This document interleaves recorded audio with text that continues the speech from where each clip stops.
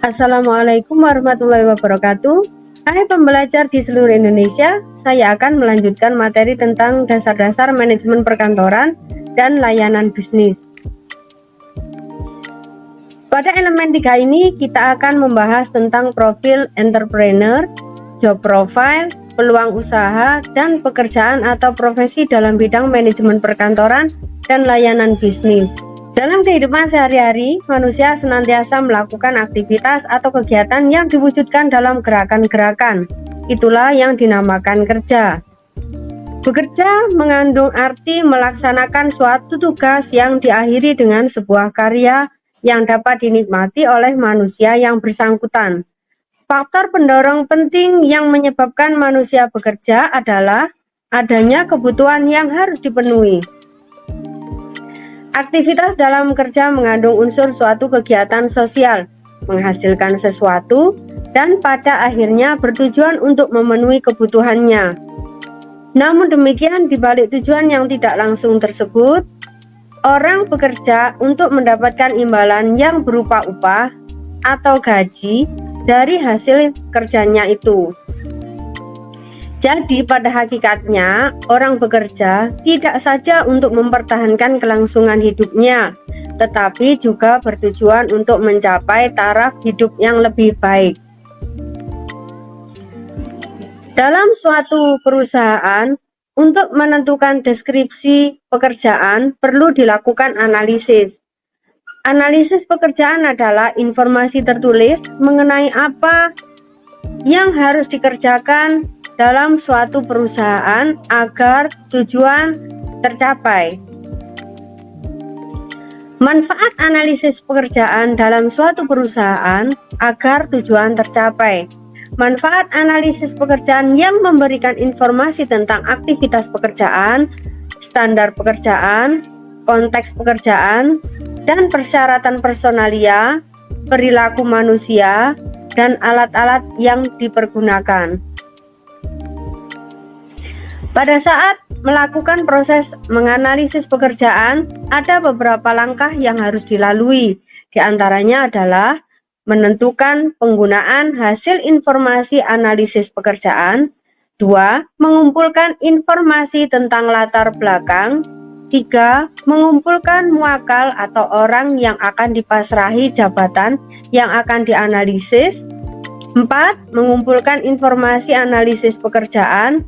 5. Meninjau informasi dengan pihak yang berkepentingan. 6. Menyusun uraian pekerjaan dan spesifikasi pekerjaan. 7. Meramalkan atau memperhitungkan perkembangan perusahaan. Setiap pegawai atau karyawan memiliki tugas atau pekerjaan yang menjadi tanggung jawabnya. Hal ini berarti karyawan harus dapat menyelesaikan pekerjaannya sesuai dengan rencana yang telah ditetapkan perusahaan.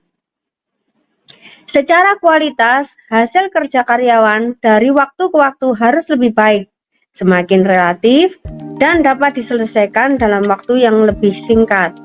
Sedangkan secara kuantitas, hasil kerja karyawan harus dapat meningkat dalam hal jumlah. Peningkatan kinerja karyawan dari sisi kualitas maupun kuantitas merupakan suatu hal yang harus dipenuhi oleh seorang karyawan sesuai dengan target yang ditetapkan perusahaan.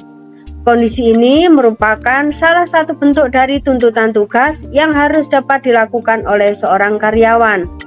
Kemampuan seorang karyawan untuk memenuhi tuntutan tugas merupakan salah satu ukuran dari keberhasilan atau prestasi kerja karyawan. Dalam kehidupan sehari-hari, manusia senantiasa melakukan aktivitas atau kegiatan yang diwujudkan dalam gerakan-gerakan. Itulah yang dinamakan bekerja. Bekerja mengandung arti melaksanakan suatu tugas yang diakhiri dengan buah karya yang dapat dinikmati oleh manusia yang bersangkutan. Faktor pendorong penting yang menyebabkan manusia bekerja adalah adanya kebutuhan yang harus dipenuhi. Aktivitas dalam kerja mengandung unsur suatu kegiatan sosial, menghasilkan sesuatu, dan pada akhirnya bertujuan untuk memenuhi kebutuhan. Namun demikian, di balik tujuan yang tidak langsung tersebut, orang bekerja untuk mendapatkan imbalan yang berupa upah atau gaji dari hasil kerjanya itu.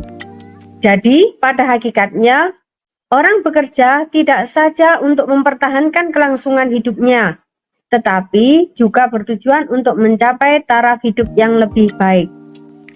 Materi selanjutnya sekarang adalah entrepreneur, atau kita dapat artikan sebagai usaha. Dalam bahasa Inggris disebut juga dengan entrepreneur. Sebagai pelaku usaha, tentunya harus memiliki pengetahuan cukup mengenai manajemen dan berbakat dalam melakukan usahanya, karena dilakukan secara mandiri sehingga dapat disebut dengan wirausaha. Dalam melaksanakan usaha, seorang wirausaha harus menunjukkan kemampuannya. Dalam melaksanakan usaha, seorang wirausaha harus menunjukkan kemampuannya dalam mengelola usahanya. Karena itu, wirausaha dapat diartikan sebagai penerapan kreativitas dan inovasi seseorang dalam memanfaatkan peluang-peluang usaha yang dihadapi setiap hari.